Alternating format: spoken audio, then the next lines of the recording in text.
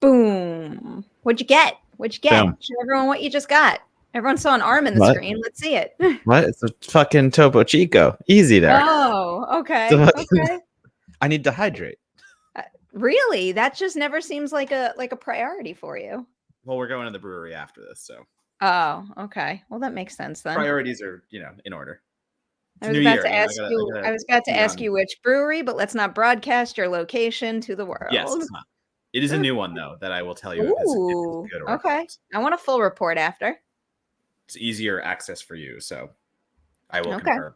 Ooh, now that is good news. I immediately like it. I don't care if I don't love any of the drinks at it. That just sounds better. What is that? You can't eat on camera and then not tell us about it. That's a rule. What is it?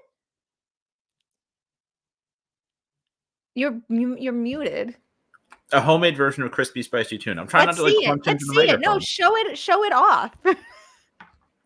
It's just I mean, that's kind of impressive looking. It's just fried rice, and not like fried rice, but like crispy fried rice. Yeah, it looks good. No, I'm today's been chaos, so I'm doing everything at once. Okay. I feel like if you bring food onto the live stream, you must share it with everybody. I can do that. That's fine. I'm just trying to stay off camera and not chew into the microphone. Also, because it was quite pretty looking. Looked like a legit dish. Most impressive. Amelia made that dish, everyone. Round of applause for Amelia. See, look, people want it. People want the food ASMR, Matt. Look at this. Look at it is really good ASMR too. It was really crunchy. I'll do it on the next one. The next bite I take, I'll do it. Hey, deal. You have to give us a warning. So we have a big episode today. We have a lot of things to get through because we're doing our most anticipated movies of 2024, not our most anticipated movie, as it says in the thumbnail. It is movies, as it says in the YouTube title. So we each pick 10, and we're going to run this like we did our top 10 of the year, where we're going to do 10 to 1 back and forth and back and forth. Curious to see where our overlap happens. It will happen. I have no doubt. Do you want to go first, or do you want me to? I mean, we can start with the one of the obvious ones. I think I ranked mine. So I don't have a ranking per se. I'm excited for them all. I'm anticipating everything on my list, but I mean, I'm pretty sure we're going to overlap on Nosferatu. I had Nosferatu at number 9 on my list. Yeah. For anyone who cares about rankings. It's so I think the obvious comparison, whatever you want to make, is The Lighthouse for Eggers. Eggers taking Nosferatu is a passion project he's wanted to do for a long time. So right there, I'm excited. He's so into this. He wanted to make this happen. The Lighthouse is the easy comparison because he's done black and white already. He's done the aesthetic, let's say, of what Nosferatu should be in. But I also think, I think The Northman is a good projection of what we can expect too from Nosferatu in a way, because of he's able to go into that period vibe and have some fun with it. Let's say The Northman obviously is very a serious film. Don't get me wrong. But at the same time, I don't know. I think it has a certain personality to it that will work well in Nosferatu, because it won't just be stuffy vampire old school. It's going to be weird. And he's already kind of promised that with Defoe's character in the first teases. We have that. Yeah, the image that is in our thumbnail, which I enjoy quite a bit. I mean, I'm excited for this movie for a multitude of reasons. One being a good memory I have. I interviewed Eggers and Anya Taylor-Joy in the A24 offices before The Witch came out. So it was just forever ago, And back then, there were rumors that his next movie was going to be Nosferatu. So, of course, you got to ask the newsy question. And I asked about it. And, I was asking things like, what are you going to bring to it that's different and unique and blah, blah, blah. Anyway, he just kept talking about how it was, it was a passion project. And he knew it was ambitious for a second feature. And, of course, it didn't happen as a second feature. So that might benefit the film with all the skills he's gained from other movies. But I just love the idea of someone making a new Nosferatu movie that actually cares about it. And I grew up caring about Nosferatu maybe more than I should. I feel like I've told this story before, but the Are You Afraid of the Dark episode that was inspired by it. I got like a little obsessed with it. And then, of course, I had to figure out what it was based on. So I watched it, and the image of Nosferatu was burned in my brain far sooner than it should have been. So, just as someone who has kind of been built on that, I feel like I need to be really excited about this movie. Yeah, and again, going back to what you were just saying, like how long ago he's wanted to make this movie and how it was supposed to be something he did a while ago, like it means that he's held on to this for a reason. It means that he's wanted to do this property for a very long time. And I'm into those kind of really long game films, let's say, where a filmmaker is just like, no, I'm not letting this one go. Like, you know, how many times do we hear that a project comes, goes, dies, like a dream project that doesn't get made, but Eggers is like, no, this is getting made. So I'm really into that. Yeah. There was Kay, it's Tale of the Midnight Madness. I'm a big fan of Are You Afraid of the Dark? And still am. All right, so we both have that one. I'll give you my number 10 so we can like, I don't know, somewhat ish stay in order. My number 10 is Lee Winnell's Wolfman movie. I really loved Invisible Man, and I love what I'll backtrack a little. The whole Dark Universe thing just like really broke my heart into a million pieces. I was not a fan of how that was handled. I think it was one of the biggest like big budget franchise blunders ever in cinematic history. Like Not even just one blunder though, like multiple blunders. Like they tried that 3 times. It was bad. It was bad. And I mean, also just the way that they really put the cart before the horse with that franchise. And like, you know, there were rumors that there were offices specifically for that franchise on the studio lot, and everything got shuttered. And, you know, I didn't think the Tom Cruise Mummy movie was that bad, but it wasn't great. And it did read as a movie that was kind of saying, or at least felt to me like it was saying, I care a little more about building this big thing than servicing this story right now. And, you know, it just didn't work. But then we got Invisible Man. I'm like, this is what these movies should be. You respect the foundation that you have the opportunity to stand on, but you also do something that's like modern and thoughtful and just filled with high quality craftsmanship. So if Lee Winnell wants to make a different movie for every single one of the classic Universal monsters, I am here for it. And, you know, I know it was very exciting when it was the idea of Ryan Gosling starring in it, but the idea of Lee Winnell directing Christopher Abbott, I mean, and Julia Garner was just announced also. Like what a trio of people. Get me behind that team. I'm pumped for this. As much as I would love to see Ryan Gosling werewolf, like I think his interpretation of the role would be very unique and interesting, and I do not think he would be bad at it. But I am confident in saying that I'm more excited that Christopher Abbott's doing it. Yeah, I'm me too. sorry, I just absolutely love Christopher Abbott, and like he's taken some real big swings and roles, like obviously just as recently as Poor Things, and like I'm very confident. Of course, we have to see the movie, but I'm very confident what he's going to bring to this Wolfman. Like, I can already see the transformation in my head and like the pain and agony he goes through, but like what he brings to that performance. Now, I'm more excited for Christopher Abbott to do this, and like Gosling's still a producer too. Like, he's still listed producer, so like he's still. Oh yeah. They're still involved. Did you ever see Sanctuary, Matt? I didn't, not yet. I was just talking to Ian about this the other day, and I intended on watching it that night when we were talking, and I never got around to it. But with end of the year lists, that's probably the title that I see pop up as a surprise entry on best of the year list quite a bit, or underrated performances. That was one of those movies where it kept sticking out to me while I was editing my montage, and I'm like, I gotta prioritize watching this at some point. Yeah, it's in the Neon bundle, right? It's a Neon film. I think it is. But yeah, like it's the one that I've had on my like I'm gonna get to this, but then like, you know, American Fiction goes over it, like Origin goes over it. So I've had it sitting there. I need to brush up on that one.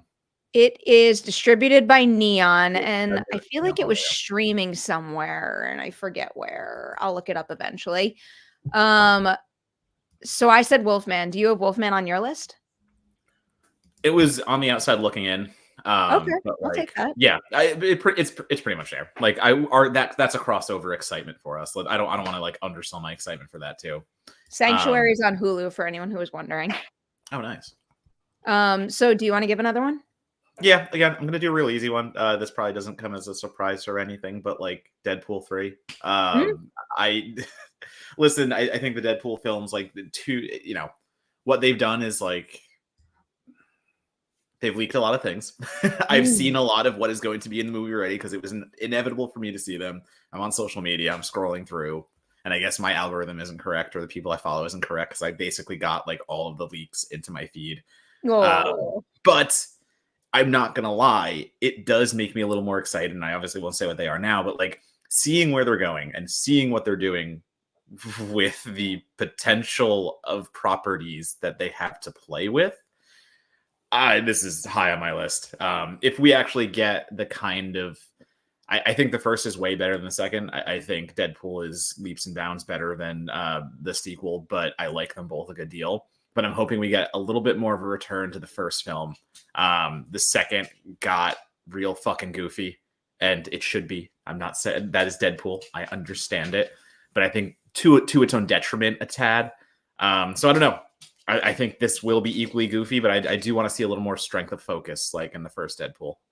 So I'm not excited for Deadpool. It's not on my top 10. I'm looking forward to it. I mean, I've said this. I don't know why I'm being so hesitant about it, but I've definitely hit the point where I feel my enthusiasm for superhero movies diminishing. Again, not that I don't want to see them. It's just not the same like rabid feeling that I used to get just because they've been such a mixed bag. And also, we've been in so, this doesn't necessarily speak to most anticipated of the year for movies you're going to get, but I feel like I've just been so jerked around recently in terms of promised films that never happen. And, I'm not going to sit here and be a baby and say, like, you can give me what I want. So now I'm mad at you. But there's been a considerable amount of that lately. So I just feel like my enthusiasm for those films pre-release have been, a little more tempered than they used to be. But I've got a lot of I got a lot of faith in the ideas that I know that I mean, everyone knows Hugh Jackman and Ryan Reynolds. That's a big deal. That's got a lot of promise right there. So that in and of itself is going to pique my interest. So I'm hoping that movie blows my mind and makes me hyped after the fact. It's a big deal, and like they're already having so much fun with it, and all they're doing is promote. Like Mhm. the few little promos they've done I so far enjoy have that. been phenomenal. So once again, I think their chemistry is just fucking immaculate. I think Yeah. their chemistry alone is going to be something that carries us through the film. So it's one of those like, how do you fail? Yeah, yeah. No, I guess it does kind of feel like that to me. I do. I like if I were to bet right now, I bet it is going to be a very good movie, and it will make a lot of people happy. It will be very movie. It will It be will be very very movie, movie. Matt. It will I'm definitely just be movie. I'm going to put that in my reviews right now. Is this movie This is movie? so movie. This It's so movie is movie I can't movie. even contain myself. Look at David here with the biggies again. David, you are just like keeping this channel up and running lately. I appreciate you. One of the movies I'm really looking forward to is Lisa Frankenstein, a horror comedy written by Diablo Cody, who wrote Juno, and directorial debut of Zelda Williams, who is Robin Williams' talented daughter, who's done great shorts. You'll love it, Perri. Yeah, I mean this is the type of movie that has like me written all over it. I love the vibes that it appears to have. I like the concept.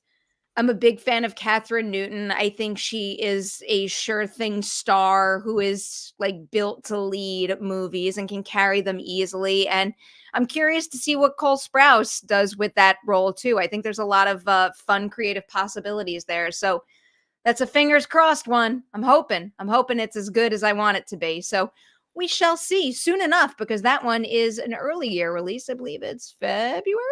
February? February 9th. Yeah, yeah. Yes, February. Very soon. Very Mhm. soon.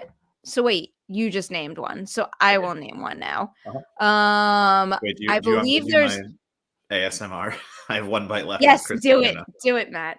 We're It's so listening weird. intently. Fucking, I hate this. It was a good crunch.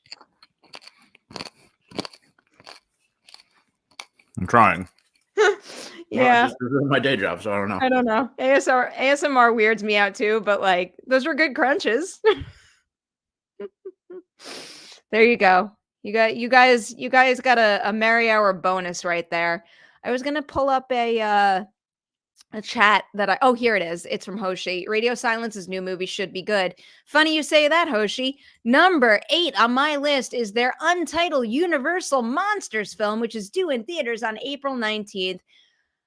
I will watch and look forward to literally anything that they're attached to.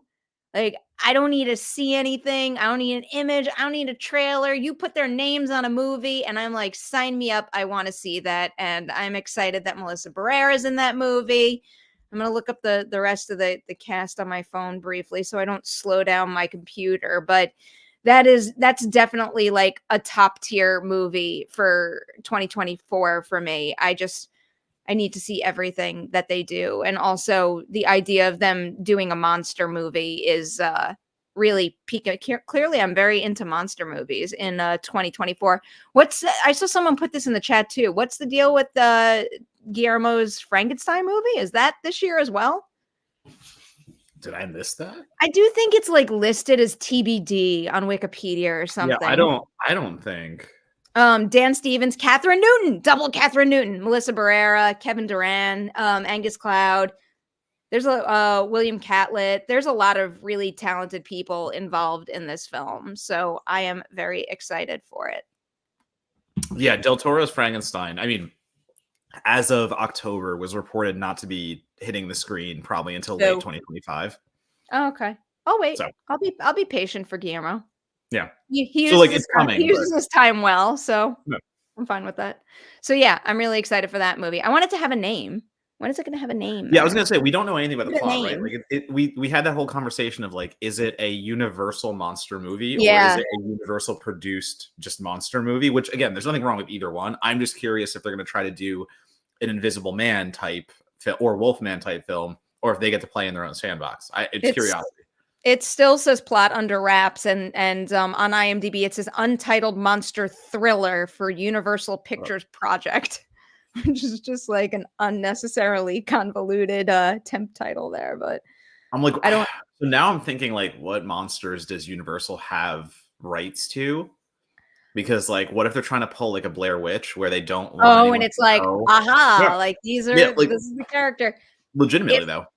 I feel like we somewhat discussed this last time. If that is the case and it's like a surprise, which monster do you want it to be a surprise with? Because I know my pick.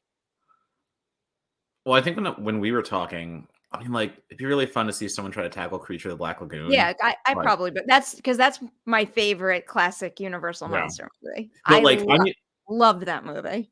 I'm even thinking outside of the classic monsters. I'm also thinking like, what other like legacy monsters does Universal have the rights to? Like, I'm just thinking of random like remakes they could even be like fucking around with. Again, there's no reason to think that is what's happening. But if you're refusing to kind of expose a title, I don't know. I feel like there might be more to it then. Yeah, we have some Black Lagoon support here. Yes, she does. It's called My Monster. I literally can tell you because I have it on my Sundance list right here. Your monster. Apologies. She is going to Sundance with a movie, and I am hoping to see that movie. It is obviously high up on my Sundance list, so I am going to be mighty determined to see it. All right, so I just gave one. Now you give one. Yes, even though I wasn't as hyped on Saint Maud as everybody. I'm so excited for this movie, man. Oh yeah, I'm so fucking excited for Love Lies Bleeding. I like, number one, I think Kristen Stewart is a phenomenal actress. I think she's been taking really interesting roles as of late, specifically. I also like, Katie O'Brien looks absolutely phenomenal in the film as like the bodybuilder. And so the plot, for those who don't know, is like literally Kristen Stewart's character Lou owns a gym. She falls for one of the bodybuilders there, Jackie, who is Katie O'Brien's character. And then like Ed Harris shows up in the trailer as Lou's father and is this like criminal underworld type. And he looks so fucking good as the criminal underworld type prototype, whatever you want to say. And, two lovers get entangled in some shady business. Shit goes south. And that's like I don't know. It just feels one of those really fun, might not be the right word, but again, like when you talk about one of these like criminal thrillers with a romantic element and just people stuck in scenarios trying to get out of it and just like doing it for each other. And I don't know, there's a lot of ingredients in the soup that I really am into. So Love Lies Bleeding is really on there. That's another one that is very high up on my Sundance list. I am determined to cover that movie. I will try everything I can to make sure that pans out. But I was a very big fan of Saint Maud, and like there's always it's like inside baseball type stuff, but it always carves out a special place in your heart when you get to cover someone's like big debut at a film festival. And I was lucky enough to get to interview Rose Glass for Saint Maud at TIFF when it was premiering there. And I don't know, just ever since then, I'm like, I'm gonna watch out for you and watch anything you do. So to see her, working with A24, Kristen Stewart, Kate, I'm also very excited for Katie O'Brien. Like, I know she's having a big year between Mando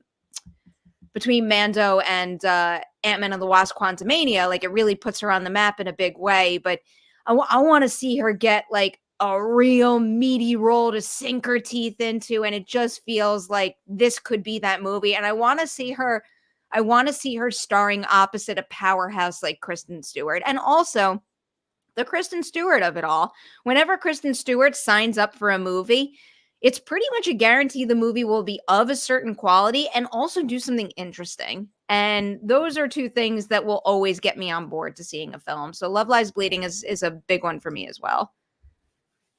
All right. You want my next one? No. Thanks. My number 7 is Twisters, but in particular, fucking Twister movie directed by Lee Isaac Chung. Like, what is that? What is that? The Minari director is just like, stop everything. I need to make a Twister movie. And it just sounds so perfect to me. I'm so excited about it. Did you grow up watching Twister over and over like I did? Not over and over. Oh, I watched it a lot. I still watch it a lot. I can't turn it off. I like Twister. Yeah, no, I like Twister. Twister is fucking great. I Twisters is so interesting. Number one, the cast fucking rules. Like, yeah, it does. Daisy Edgar Jones, Glenn Powell, Anthony Ramos, Brandon Perea, who you might remember from Nope, Sasha Lane, Kiernan Shipka, David Cornsweet, Superman, Katie O'Brien. Katie O'Brien's there again, and Maura Tierney. But also, so I think it was Glenn that said like it's not a sequel at all. It like, I forget how he described the film. Like, it's not a sequel. It's a reinterpretation, something like that. So like now I'm just curious of, this is just a movie about Twisters that's kind of playing off the same name. Like, I'm curious. So there's like a little mixed messaging on this, but I think there was one report that claimed someone was the daughter of Bill Paxton and Helen Hunt's character, and then that was maybe proven untrue, and it's not a direct sequel. Yeah.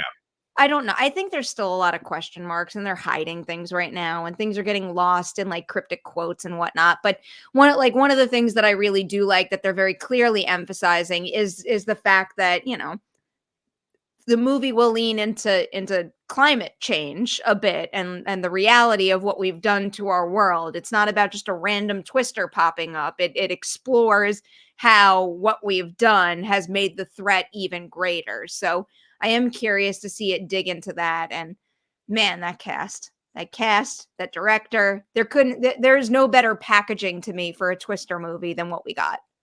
Yeah. So I'm gonna put the quote in there. And like, it's definitely not a reboot. We're not trying to recreate a story from the first one. It's a completely original story. There are no characters. There are no, just went down to me. There we go. There are no characters from the original movie back. So it's not really a continuation. So we'll see how that plays out. But yeah, I'm excited. I'm ready for it. It's Twisters. Okay. I'm going to pull up a couple of super chats. I'm trying to organize the super chats so I can bring them up when they pertain to a movie at least I know I'm going to say. I don't know. I feel like that's making this messy. Jordan, love that Hopkins has done Dracula / Wolfman remakes. I'll take that. We've talked about Deadpool 3, so I'll say Victor says, "What's up, Harry and Matt? Waiting for Deadpool 3. I'm yelling yelling the friggin' year to hurry up to release it. Let's slow things down a little. Let's take our time. Let's hope it'll be better than Deadpool 2. I quite enjoyed Deadpool 2. I thought it was fine. Like for a Deadpool sequel, I thought it was perfectly fine. Had its jokes, had everything in there. I also just want Deadpool 3 to happen so quickly, and I want it to come very quickly because I'm sick of the leaks. I don't want to see Oh, another yeah. leak. I just Well, need this to I hear be you out on that. now to watch the film. That makes sense. Steven says, "I can't wait for Joker." Is Joker 2 on your list, Matt? I like. I'm morbidly curious about I don't know, kind Yeah, of. it's not. It didn't make my list, but I Yeah, am quite eager to see it. It could be one of the most successful movies of the year. the chaotic press tour. It's also gonna. Yeah, Yeah, yeah. Can't wait it to very see much. Gaga's take on Harley and how they combine musical aspects, also the chaotic press tour to come with. I I agree, though. I mean, mean, like everything could about it, be. like is gearing this up to be a huge financial success. I fucking love a musical. I love it. Like that's the thing. I love everything about the concept of what they are doing. But once again, it's following Joker, which I didn't really love, and like it's the same creative team. It's the same a lot of things. I don't know what to expect from this fucking movie. I don't. I have no expectation for this one. So we're just gonna go chaos energy in it. Joker grew on me quite a bit, and that's not to say I didn't not like Joker the first time I watched it. I think it just like honestly, it bummed me out, which I think is a sign that it's a very effective film. Intentional. But Yeah. then I started to watch it again and again, and like really appreciate a lot of the craft and the nuances and all that. And it did leave me in a place that I'm really excited for another Joker movie, and especially because it does seem like they are going to do something different with this. And I do always appreciate something different when you're continuing a series of films. Different with a David. capital fucking D. Yeah, really. David here again with a biggie. I really hope Madam Web is as good as the trailer looks, so everyone apologizes for making fun of it. People give Sony's Spider-Man universe a bad rap, but I love the Venom movies because the villain stories feel more darker and grounded than the MCU. I remember quite liking the first Venom movie. I didn't really love Yeah. The Carnage one. What the fuck was it called, Isn't it Let There Matt? Be Let There Be Carnage? Carnage. Let There Be Carnage. I can't believe that like poof out I of my have, brain. I have it sitting right over there because I'm quoted on the Blu-ray for Let There Be For Carnage. sure. And For literally, sure. like they didn't even take like a super positive quote. I'm just like, yo, this movie's fucking crazy. And like that's the quote they took. And I'm like, yeah, Well, that tracks. that's what they're embracing with these Yeah. movies, which, that'll always make me a little more excited when they're going to embrace the wild and weird and do something bonkers with it. So I'm excited to see Madam Web because of who's involved, but I mean, I still have that same like I don't know superhero movie feel, you know? Yeah, this one, we watched the trailer and like it was one of those. Okay, it feels like a superhero movie. I am also looking forward to the cast and seeing what the cast can do with this material. I also agree with the fact that like Sony Spider-Man universe doesn't deserve the bad rap that it Mhm. has. Let's say because of I think it has the bad rap because of recent things, not because of the longevity. Like the longevity they have a pretty good rap, I would say. But yeah, I was higher on Let There Be Carnage in the first Venom because I believe Let There Be Carnage is the movie we all talked about Venom being. Like I See, rewatched Venom and I'm like, it's nothing crazy. Like that like the first Venom is actually kind of a I letdown. loved that. No. I like It's all I wanted was an crazy. Eddie Venom buddy movie, and that's what Venom felt more like to me than Let There Be Carnage. Yeah, it doesn't have a second act. It literally is a first and third act. It doesn't have a second. Like it's not structurally Well, those are integrated. the Like best acts, Matt. So it's better that way. I'm just kidding. I'm just you're kidding. correct. Those are frequently the best acts, but you need the second one to get to the third one. That's fair. Like I when you was build just a building, you need a fucking foundation, Perry. You can't just yeah. I mean, a little bit. You do. You do. It's an important part of a narrative structure. Mental Me says I watched Twister at a hotel after one hit my apartment.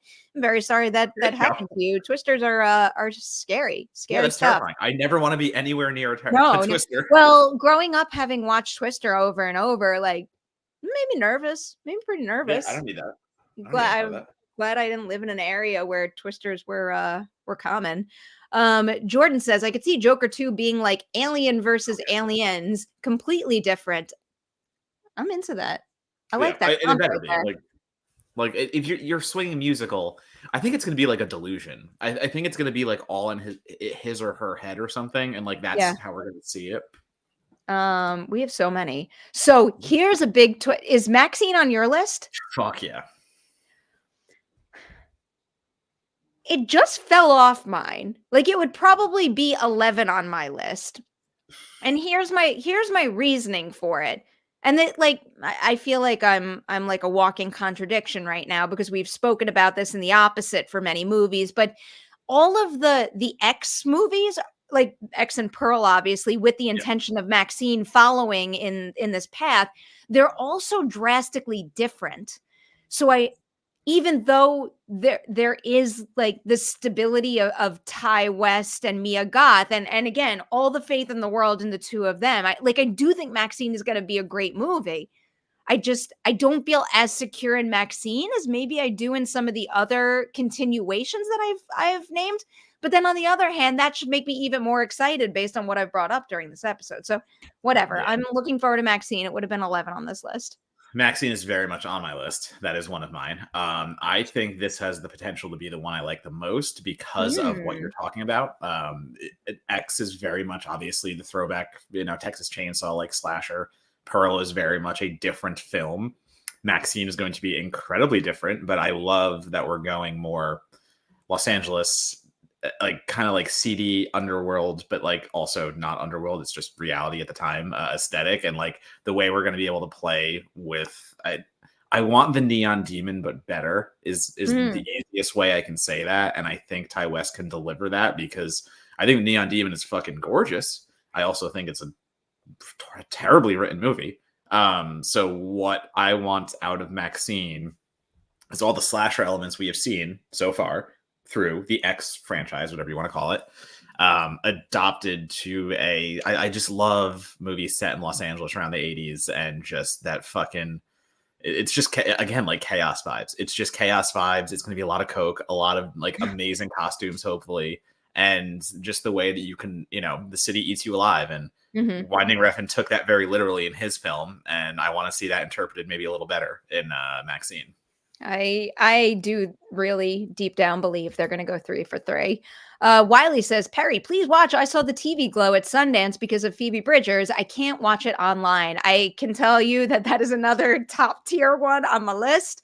I will do everything in my power to get a ticket to that screening and to tell you all about it. Okay. I feel like you should name one. How many do you have left? I have 6 left.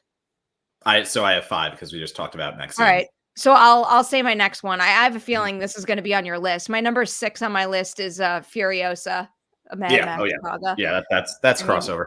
That's crossover.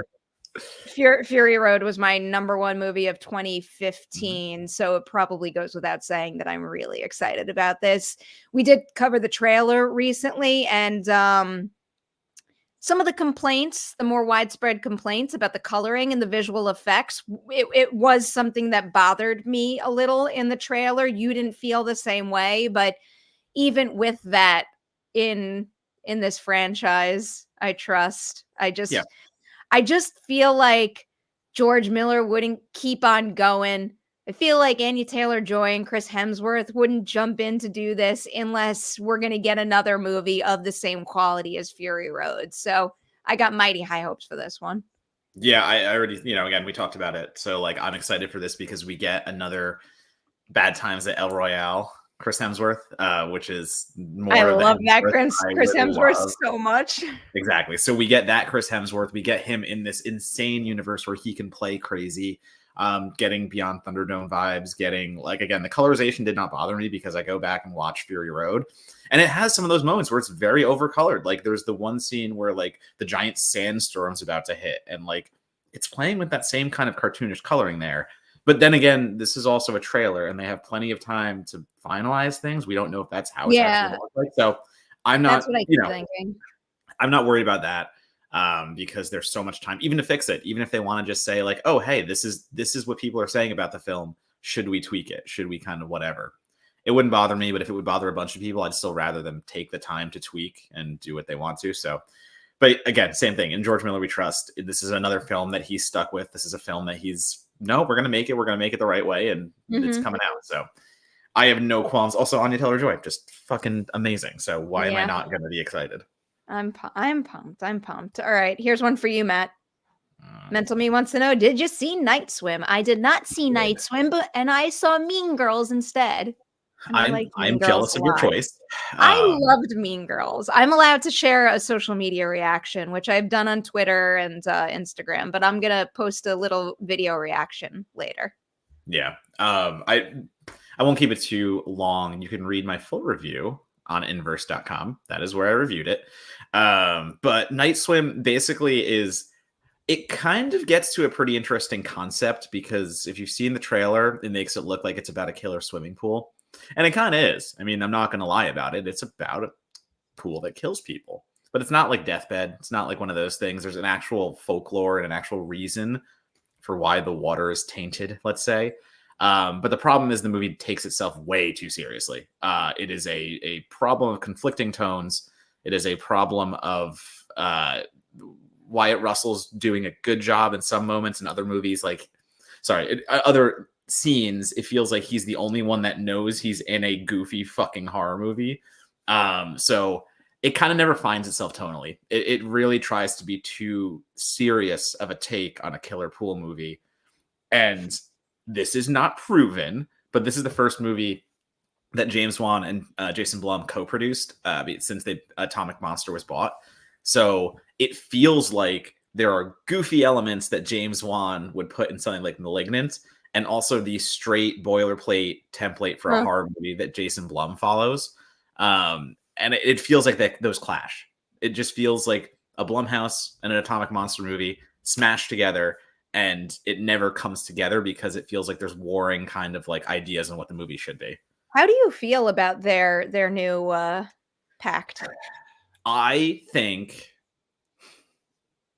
they're both very talented, but my problem for this entirety of Blumhouse has been that Jason Blum is a businessman over a horror fan, and James Wan is a horror fan over a businessman. So that potential has a lot going for it, where if they can work together on things, they can probably elevate each other's best kind of assets. But at the same time, if Jason Blum is the one who gets to say most, because Blumhouse is Blumhouse is the bigger name there, unfortunately. Like, everyone knows Blumhouse. I don't know if Atomic Monster has the bigger pull. And if Jason Blum is in complete control, I trust it less, because yes, he puts out a ton of horror movies. He's done a lot of great things for horror, but he himself has proven to just be the man behind the scenes. And again, I don't trust that he's a huge horror fan based on what I've seen.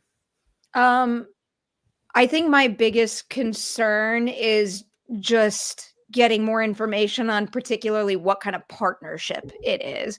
I just want to make sure it's a partnership and not a situation where one company has more sway. Like, a lot of the things that I've read, and granted, I was reading this a couple of days ago, so the quotes and the information aren't fresh in my mind right now, but a lot of the things that I read, I interpreted as this union will basically help us do what we're already really good at, but also afford us the opportunities to expand at the same time.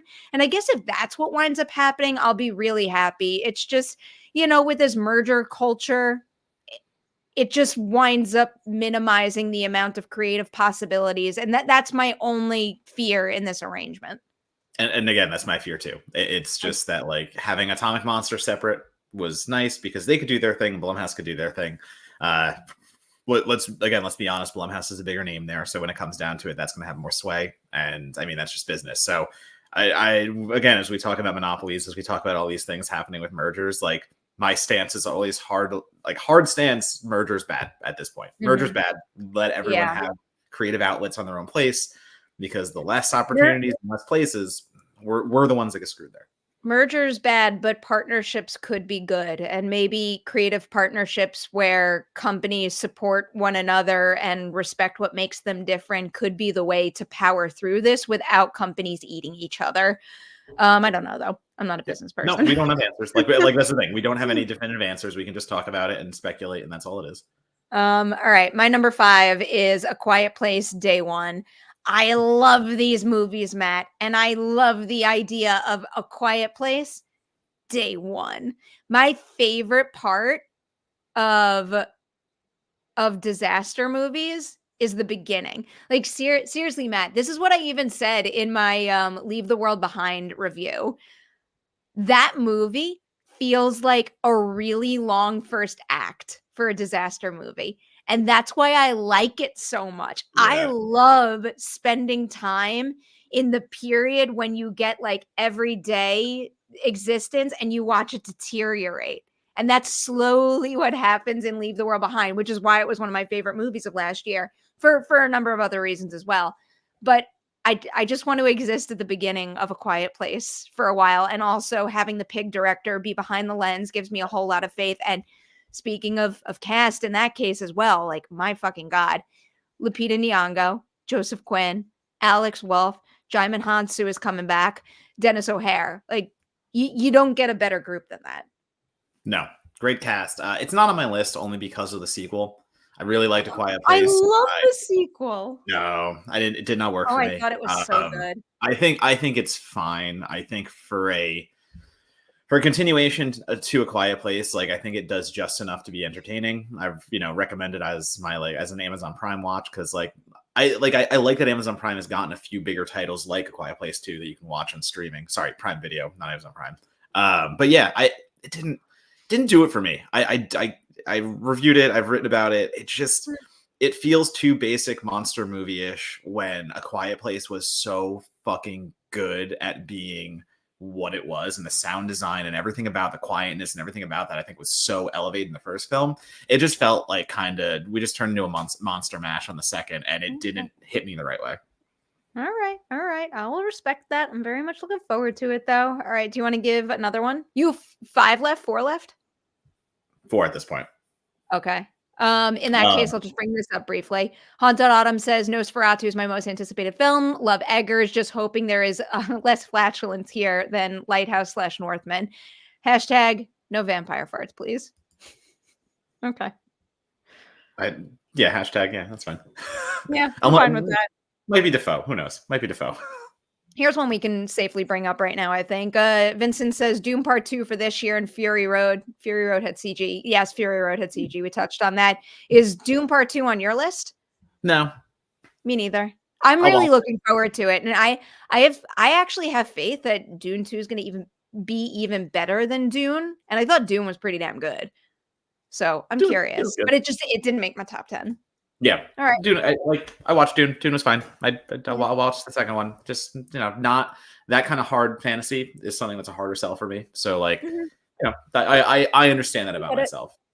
But mine next one. Yeah, let's hear it. It's Fall Guy. It's Fall Guy so hard. That feels very you to me. That trailer, I watched it thinking what the fuck is this going to be? And the way that Gosling leans into Drive, but the new guys, and he's smashed those roles together, and that's what we're getting here. I just laughed my ass off through that trailer. I was so happy and smiling. I think there's a few lines in there already just in the trailer that put the biggest grin on my face. So this is as we talk about Hemsworth getting to do his thing in Furiosa, and that's the kind of Hemsworth we want to see more of.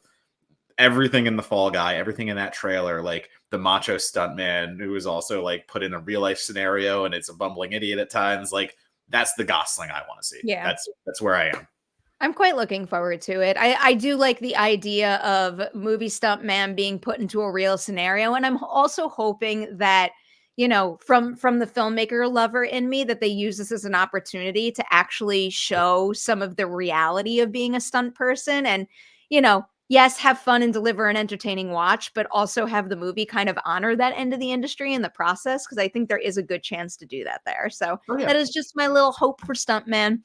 I think it'll be there. Stuntman, the Fall Guy. Yeah. So I saved this because this brings me to my number 4. Tony says, Happy New Year. Beetlejuice 2 is on the top of my list right now. Fingers crossed Tim Burton pulls it off. This is another situation where, like we were saying with George Miller, I feel like Tim Burton has been dealing with rumors and potential starts for this movie for so long. If he stuck with it and decided to get it going now, it's got to be something special. And I really love the idea of Jenna Ortega headlining this movie. I mean, obviously, you could see this in Wednesday. She's just, I think she's literally built for any kind of film that she wants to do, but she feels so well suited for Tim Burton world. So, very, very excited. Very, very excited for all the returning cast members. And I think there was a quote recently where I believe it was Tim Burton emphasized the importance of practical effects. And the look of the original Beetlejuice is something that I adore to my core. So Yeah. if they're able to bring that world back to life the same kind of way and, make it feel like I could walk into it, reach out and touch certain elements, I'm going to be very, very happy with this movie. So Beetlejuice 2 is my number 4. I did like a whole bunch of numbers there, but I got to 4 eventually. Yeah, so I'm gonna throw. I'm excited for this. I'm including on my list because I'm super excited. And I thought it wasn't on your list for a minute. No, it is. But Okay. there's a tiny bit of trepidation, not much. It's Alien Romulus, and Is that that's your next one? Yeah, I'm gonna go with that as my next one because Someone. Oh no, it was somebody the person comparing Alien and Aliens with Joker and Joker 2. This one. Because of what Fede Alvarez was able to do with Evil Dead and the absolute just like gut-wrenching intensity of that film and it being just such a straightforward, scary horror movie, I am very hopeful that his film, like obviously separate from the TV show that's going on as well, but I'm hopeful that his film is going to be like a really good adaptation of the video game Alien Isolation, which is a horrifying game to play if you've ever done it. It is amazing. It is like you're just trying to avoid an alien the whole time. It gets down to basics. It's not about aliens anymore. It's not the big wartime thing. It is literally just about you, spaceship. There's a xenomorph, and you have to outlast it. And from what like people kind of like talked about this film, people have compared it to that already. So the fact that you're comparing like a super scary alien film directed by Fede Alvarez, who I know can do super scary, and it's being compared to a video game that is also terrifying. It makes my list immediately. I'm just there's a little hesitation because like I think like the Alien franchise itself has had its ups and downs most obviously, and people Covenant Prometheus have their opinions on those. And I just really hope this goes back to what we know from the very first Alien and scares our pants off, and I think that it can be. Yeah, I've got a lot of faith. I mean, Fede's filmography. I'll always want to see his movies. I'll always have a good feeling that his films will pan out. Obviously, taking on an alien movie is a big load to have on your shoulders, but I feel like he's going to pull it off. So that is not on my top 10, but it is quite high up on the list. I'll hit a couple of super chats. Hoshi says, forgot Beetlejuice 2, one of my most anticipated. Excited to hear the Danny Elfman orchestrations. And then Mental Me said, would you like to see Ryan Gosling in the MCU? I mean, of course. I would. Like it's not a make or break for me, but like I think he could have fun with a superhero. I very much think he could have fun with a superhero, but it has to be again one that's like self-deprecating and maybe not like I don't want to see him play fucking Superman. In the Deadpool world. Yeah, I want him to be able to have fun with the superhero. Yeah. I don't want him to like be stuck in like grimace mode and stuff like that. I think Gosling would be a great like oddball superhero. Okay, I'm into that. All right, my number 3 now. It's a movie that I think you saw it at Fantastic. It doesn't have a date, but I'm pretty sure it's got to come out this year. It would have been in my top 10 of 2023 had it gotten a release last year. Do you know what I'm hinting at, Matt? I didn't see it, but I think you didn't see it. It's Strange yeah. Darling. Yeah. I thought that movie was exceptional. I thought it was incredibly well shot on film. I think it's a performance showcase for Willa Fitzgerald and Kyle Gallner. I love Kyle in everything. I've seen a lot of Willa's work that I really like, in particular Fall the House of Usher, as you all well know. Her performance in Strange Darling just says to me, like, that artist is on another level, and it's only a matter of time, depending on what she wants in her career, before she is an Oscar. She's a CCA nominee, before she's an Oscar nominee, before she's like one of the biggest stars in the industry. She goes for it in that role, and I was just living for it. I cannot wait for more people to see that movie. Yeah, so I missed it just for timing schedule kind of stuff. I will be excited when I can see it because, I mean, like we can. This isn't on my list, but in the same level of like movies that don't have release dates that we saw, like I mean, Toxic Avenger has to come out next year too, right? Like that'd be crazy if it didn't, right? I wouldn't understand why it wouldn't be released. I don't know. I thought it was gonna come out last year. I thought, Fantastic Fest had Yeah, teed it up for a October release quite nicely, but apparently they're still sitting on it, and I can't understand why. with no anything. We talked about it last week. We talked about it prior, but So like, yeah, they're sitting on it so with no. bizarre. Yeah, So that's. bizarre. I'm trying to think of other. And like, I mean, my next one is again obvious. Like I tried to not do obvious things, Okay. but Well, but things it's I'm it's excited hard. for. It's Yeah, hard at the beginning of a year to not say obvious things because yeah. a lot of the things we'll ultimately go on to discover we're not aware of right now. Yeah, I mean, so that's the Kingdom of the Planet of the Apes. Mm, I'm pretty confident in saying that the Apes films, the prior trilogy we've gotten, Matt Reeves and all that, is one of the best trilogies that mhm. I've seen happen in front of my eyes. Like obviously, like I wasn't alive when Star Wars came out. Blah, I only saw the ones that weren't as good. But like talking about full trilogies that we've seen, like the Guardians trilogy is up there for me. I really think though Apes might be Yeah. one of the best trilogies I've been able to experience myself. And adding another movie onto that, I doesn't matter who's behind the camera, doesn't matter what's going on. Like I am just fucking stoked to see another one. So I do think that the Apes trilogy is one of the best film trilogies we've ever gotten. I love all three of those movies. I do think who is behind the lens of this one matters because it is Wes Ball. And I Yeah, think that's fair. Wes Ball also delivered a really great film trilogy in the Maze Runner Maze movies. I Runner. know that Yeah, attention started to wane as the franchise went on, but I thought all three of those movies were pretty solid. And I think he's a very talented director. He has a VFX background, which I think makes him especially well suited to direct an Apes movie. So I'm very, very excited about that. that is true. I Annabelle forgot he was there. Yeah, Annabelle said, any thoughts on Pixar, Elio, and next installment of the Planet of the Apes, which is why I brought this up. Fingers crossed on Alien. Happy rest of the weekend. Dope Grew. Cheers to all. I'm going to hold on Pixar. Well, not Elio, but something else because I'll bring it up in a minute. Wow, we have so many super chats, Matt.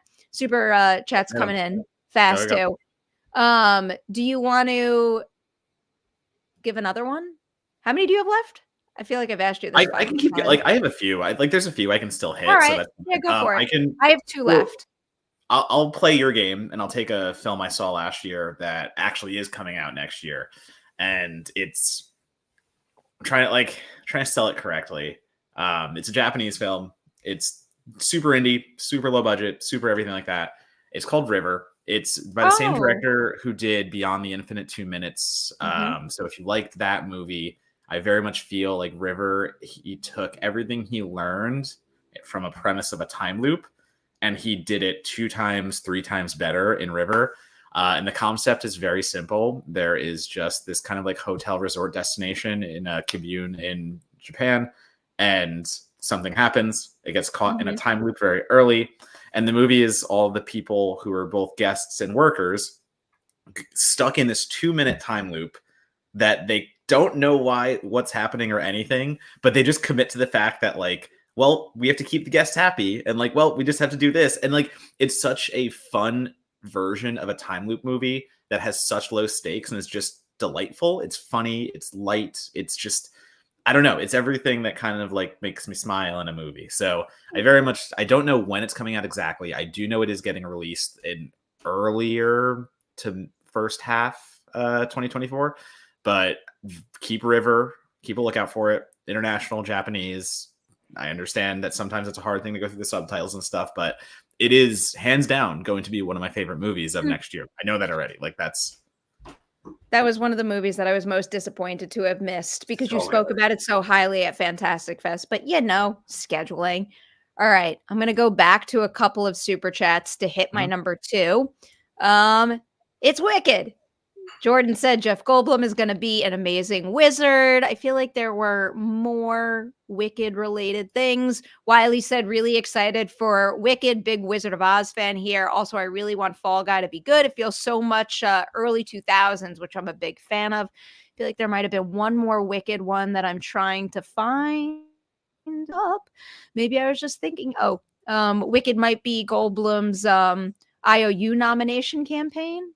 Maybe we'll see. I hope it's really good.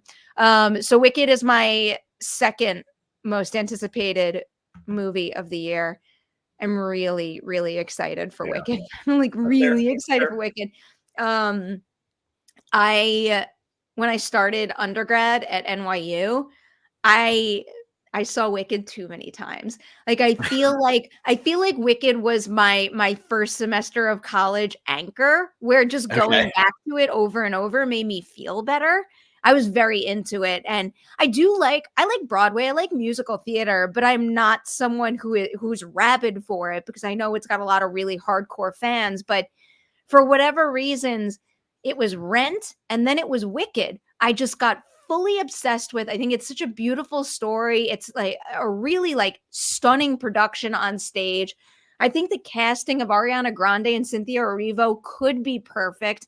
It's one of those situations where like the pressure to adapt that well is very, very high. And it is a very ambitious story to tell on screen. So I'm curious to see how it turns out.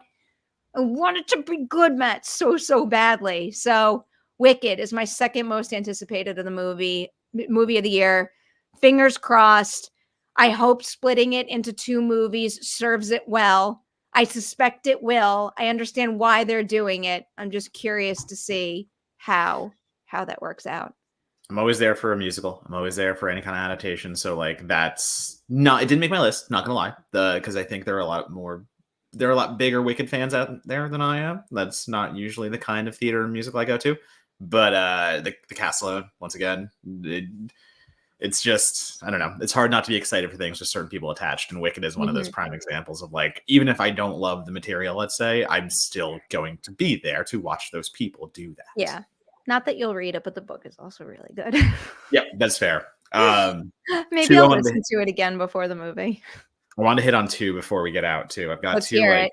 I've got one more, and then we have to blow through a whole lot of super chats. Yeah, that's fine. Somebody mentioned this prior, and I forgot to put it on my list. So thank you. I think Cadaver, Longlegs. See if I could find them. Oh, yeah, okay. It's fucking Longlegs. And it like Micah Monroe hunting a serial killer who is Nicolas Cage, and they find out like she has a personal connection. All these things. They did the trailer or like the teaser, whatever you want to say. That's out now. Also directed by Oz Perkins, if that's your thing. His movies haven't been my speed to this point. But I think this is the first Oz Perkins movie that has a chance to be very much my shit. So I am rooting for Longlegs to be that movie for me. I'm rooting for everyone in this cast. And I think this is, it has a chance to be one of those underdog, like best of the years. Like you were talking before, like Sanctuary is sneaking on lists. I think, the star power, trust me, that gets it the acclaim it'll probably deserve. But when it starts ending up on like top 10 lists, I think that'll be a real fun one. If it's, yes, I don't know if it's good yet. I'm just saying. I zoned out. We got a troll. We got a spammer here. And it's like, why are you wasting your time? Like it's literally a button for me to push to just remove you and remove all of the writing you've done. Because they're a sad little person. They're a sad little person who would rather. I'm quick. I'm quick with the mouse here. Imagine on a Saturday wasting your Saturday doing that. I know, really. Sad. My most anticipated movie of 2024 by far, like untouchable. Inside Out 2. Okay. I've made Inside Out like not my identity, but the first Inside Out movie has completely like reshaped the way that I think about things. It might be like an odd thing to say, but I mean, it's not odd because this is something that Pixar, I think, does really well. When they anthropomorphize things that can be challenging to think about, whether it's, like how emotions work, seeing childhood toys come to life, thinking about souls and how they exist and operate. I think they do an exceptionally good job of giving you a new way to process difficult things. And they do that exceptionally well in Inside Out. When that first teaser came out, I'm like, how are you going to make a whole movie about emotions? This might not be a good idea. I don't think you should do this. I don't know if you could pull. Oh, I'm obsessed with this. This is brilliant. The way you've laid all this out, it makes so much sense and it's blowing my mind right now. I'm very excited about Inside Out 2. Inside Out is not just my favorite Pixar movie. It's one of my top 5 movies of all time. Full blown obsessed with it. I think it's fantastic. I'm nervous about Inside Out 2, but based on what they've revealed about the plot thus far and what they've teased with anxiety and what she's going to bring to Riley's life at a particular point in time, not only do I think they have a brilliant sequel premise, but I also think that it signals that the Inside Out franchise could be limitless because we come of age at many points in life. We like to use the term coming of age movie to focus on teenage stories. That's not, I mean, that is true, but it's also much wider than that. We come of age and welcome in new dominant emotions in our lives at many, many stages. So if this movie does well, I think Riley's next major shift in life could also warrant another movie. So please let Inside Out 2 be good. I again, faith is there. The production team behind it, Inside Out, being good. It didn't make my list. I won't lie, because again, I it's one of those that I have to see to believe being good.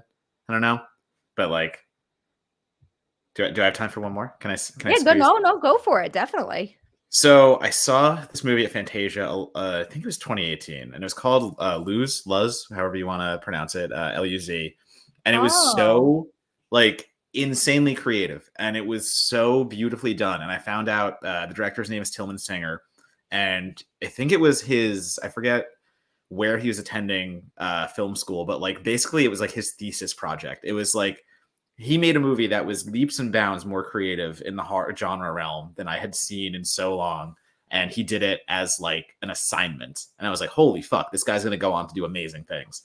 So number one, see Luz, however you pronounce it. Look that up. It's fucking amazing. Anyway, fast forward 2024.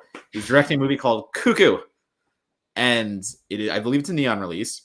Ooh. Dan Stevens, Jessica Henwick already right in there. So we have them in the cast. Want that. The log line, hold on, I just lost it. Like, it's really simple. We don't really know much on it yet. The log line is a 17-year-old girl is forced to move with her family to a resort where things are not what they seem. And just reading that alone and not going on anything else, I do. Yeah. So it's finally getting its release, but like, I have all the faith in the world that with Singer attached, based on how he was able to manipulate his prior films and manipulate the fantasy elements, let's say, but also make them very genre grounded and also spooky in the right means. I'm being vague because I don't know much on the new movie and I don't want to spoil the past one, and it can be easily spoiled. So just keep Cuckoo on the lookout. That's it. I trust this director with my fucking life at this point. So Tis on my list now. I like it. All right. I'm going to go through a whole bunch of super chats. If we missed anyone's super chat by the end of this, please yell at us in the live chat and we'll get to it. We did Jeff Goldblum. We did Lisa Frankenstein. We did Dracula Wolfman. We did Deadpool 3. I am up to a Wicked one, a Joker one. We did Madam Web, Maxine, Twisters. Yep. Joker, Alien versus Aliens. Yep. I saw the TV Glow, Beetlejuice 2. Did you see Night Swim? Wicked, yep. Dune Part 2. We did Hoshi listing the Radio Silence film. We didn't get this David one. Did we do the Hoshi Happy New Year one? Didn't we? Because isn't this when I brought up Radio Silence? I don't know. I'll read it again just in case. I think there was another Radio Silence there. Oh, hey guys, Happy New Year! Still ringing it in with Japanese whiskey, and I recommend it if you enjoy whiskey, Matt Bro. I do love Japanese whiskey, so you are correct. Matt Bro. Chucky, looking forward to Maxine, Radio Silence's film, Joker 2, Dune 2, Nosferatu, Deadpool 3, and more. That is a rock solid list right there, my friend. Yeah, that is Now, good David. to point out with television stuff. Like I am still excited for the second half of Chucky. Like we're still waiting on the second half of the third season. So like, yeah, I'm excited for that too.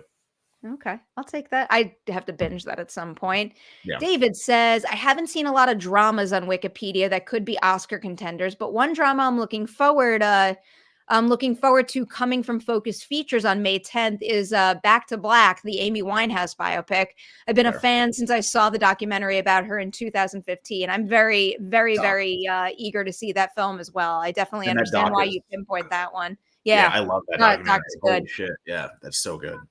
And Focus Features does often have a very good lineup. So when they're releasing a movie, usually it has my attention.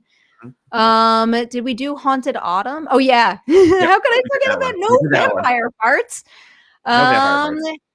Do you guys get screeners for the shortlisted short films? I always have trouble getting in though all 30 live action and animated short films. So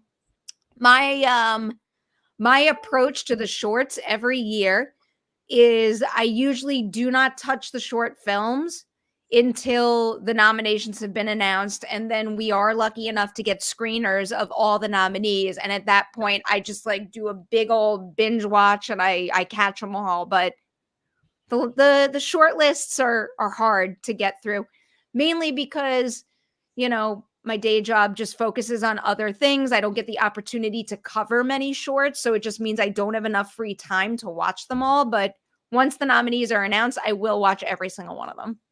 Yeah, like ditto on that, because it is this, you can't be like, being a film critic is hard enough at this point with streaming and all the different movies out there. Like it's impossible for us to see everything that's out there feature film wise. If you put shorts on top of that too, like there's no keeping up throughout the year on that. Like that is cool. I see what is now nominated. I see what I have to vote on. Like it's unfortunate, but that is how that goes. Yeah. Then Mike says, I'm looking forward to Wolves, the Clooney Pitt Hitman movie. That too. We did this from Annabelle. Here's another one from David.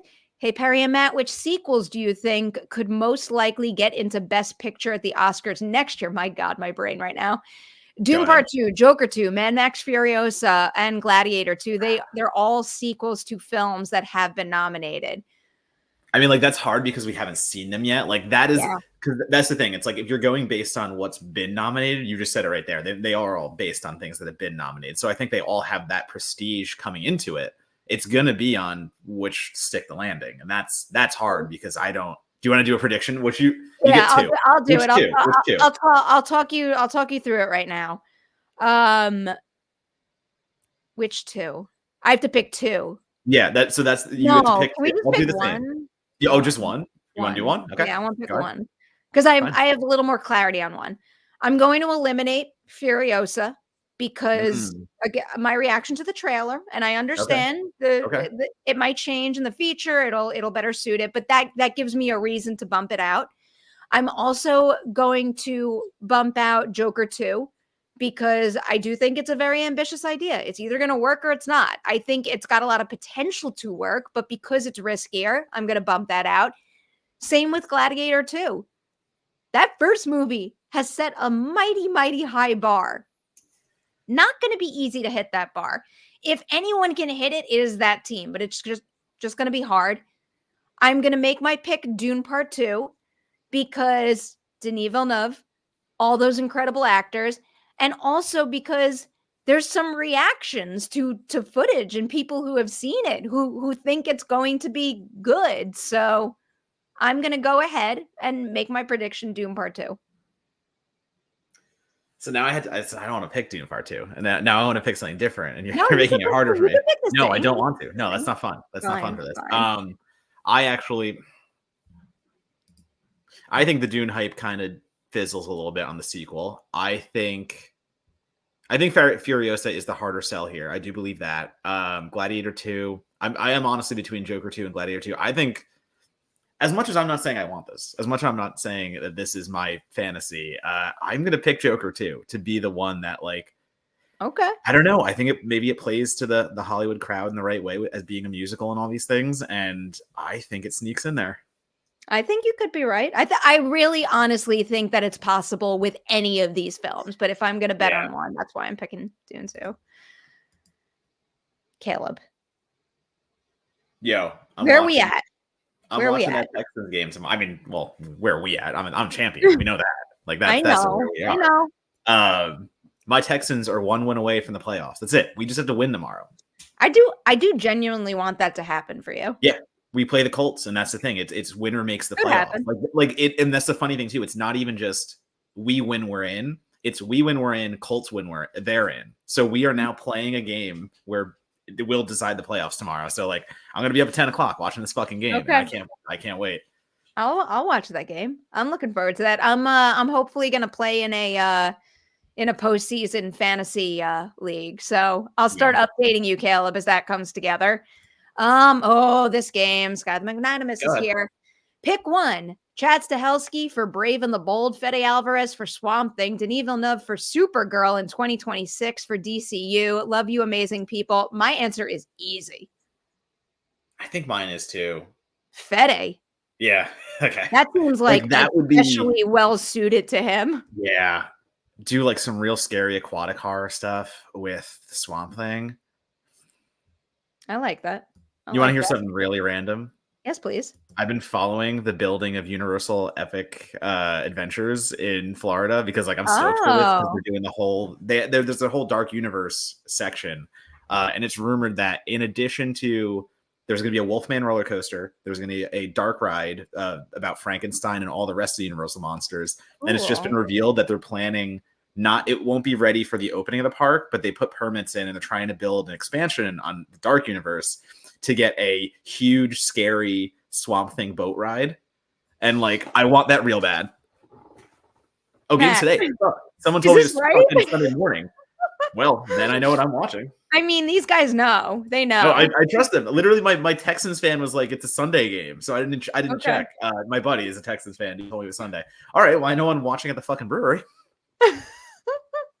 I will maybe put it on tonight as well. I have to prepare for an interview tomorrow, though, so I don't know if we're gonna watch it. Thoughts on Jennifer Garner being in Deadpool 3? Hell yeah, cool. Yeah, hell yeah. This is what you can do with Deadpool 3. Like, this is what I want from Deadpool 3. Have that kind of fun. And now, Adam, taking us out. Perri, are you planning on sharing your most anticipated Sundance films? I'm planning on binging at home. I could do this on next week's Merri Hour because it'll be the last one before I go to Sundance. So I'll have a little more clarity on what I'm covering. So I can let you know what I'm actually going to see once I get there. So that we will do. We got them all, right? I didn't miss any? I think so. I'm almost positive we got them all. That because there's 29 starred. So I know there was a lot today. Thank you all for your support and for helping us kick off 2024 so strong. We will. Thank you for telling me the Texans are playing today. Yeah, really. That's not known. We will do an episode next week because Friday's free next weekend, right? Nothing is on Friday. It's Saturday and then Sunday. Yeah, I have a thing on Friday, like later, but like as long as we do earlier, yeah. We'll be back Friday next week for a new episode live, and then you should pay attention to us on Sunday for social media purposes because we'll be posting pictures from the Critics' Choice Awards. Critics' Choice. I'm really excited about my dress, Matt. I'm really excited about my dress and my watch. That's gonna be fun. The watch is gonna be a fun little like. I want to see if people notice.